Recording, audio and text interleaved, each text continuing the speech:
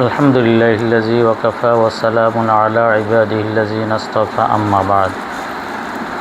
আউযু বিল্লাহি মিনাশ শাইতানির রাজীম। বিসমিল্লাহির রহমানির রহিম। জিলহজ মাসের 10 তারিখ এখন চলমান। প্রত্যেকটা ব্যক্তির জন্য জরুরি হলো যে 10 তারিখ যেন আমাদের কোরবানিটা যেন সহি হয়, এজন্য কয়েকটা বিষয় আলোচনা করি। প্রথম বিষয় হলো যারা শরীকে কোরবানি দিতে চায়, তো বড় যদি জন্তু হয় অর্থাৎ গরু, মহিষ এ জাতীয় পশু হলে এর মধ্যেই 7 শরীকে কোরবানি দিতে পারে, অর্থাৎ 7 অংশে কোরবানি দিতে পারে। 7 অংশের মধ্যে প্রত্যেকের নিয়ত আল্লাহ তাআলার সন্তুষ্টির জন্য হইতে হবে। যদি কোনো ব্যক্তি যদি আল্লাহ তাআলার সন্তুষ্টবিহীন অন্য কোনো উদ্দেশ্য থাকে, তাহলে 7 ব্যক্তির কারোই কোরবানি হবে না।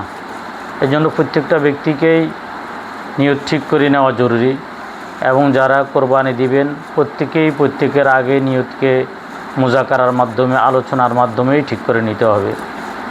2 নম্বর কথা হলো 7 শরীকের মধ্যে যদি কোনো ব্যক্তির যদি হারাম টাকা যদি থাকে কোনো এক শরীকের, তাহলে কারোই কোরবানি হবে না।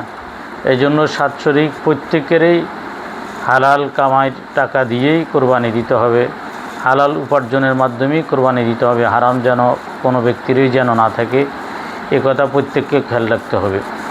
শরীকি কোরবানির মধ্যে আরেকটা জটিল বিষয় হলো যে যারা শরীকি কোরবানি দেয়, গোশতগুলাকে যখন বন্টন করা হবে তখন পরিমাপ করে বন্টন করতে হবে।